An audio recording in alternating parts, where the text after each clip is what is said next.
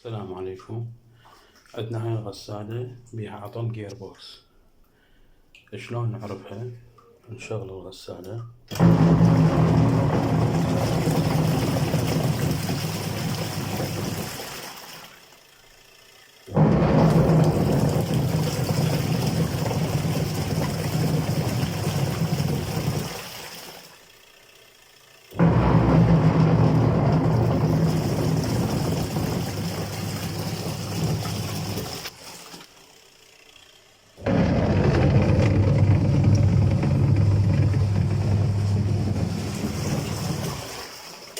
هذا الصوت المزعج اللي يطلع.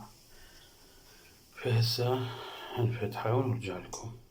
طريقة استبدال وفتح الجير بوكس اللي هو هذا طبعا العطلة هنا.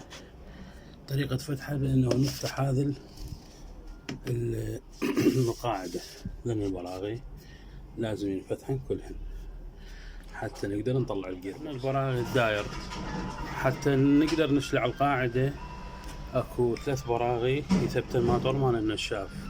نفتحهن القاعدة وفصلنا الماطور مال النشاف. تحررت عندنا القاعدة هذه برا، وهذا القايش اللي مثبت بهذا الماطور ماطور مال الغسالة. هذا القايش نوخره ونفتح هذا الجير بوكس.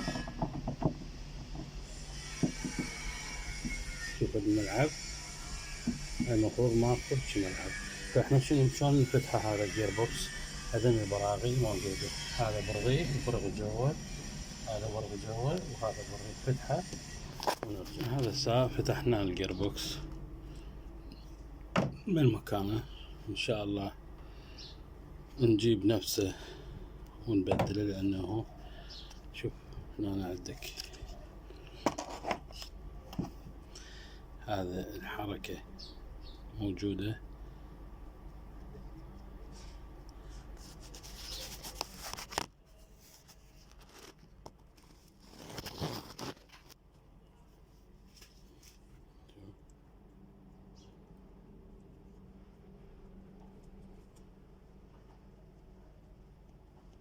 المفروض ماكو شي حركة.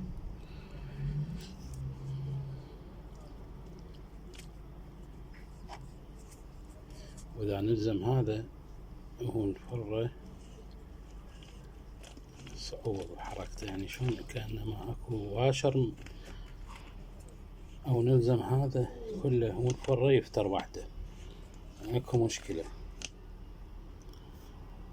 البطن هذا الجير بوكس وبطن القايش مالته وورات رجعنا مكانه، وماطور التنشيف هم شديناه كل من مكانه. بقى بس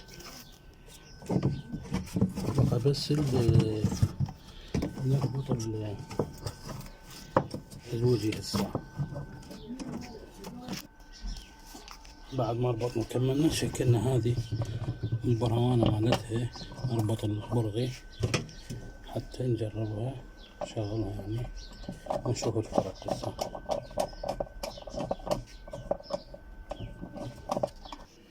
هسه راح نشغل ونشوف الفرق.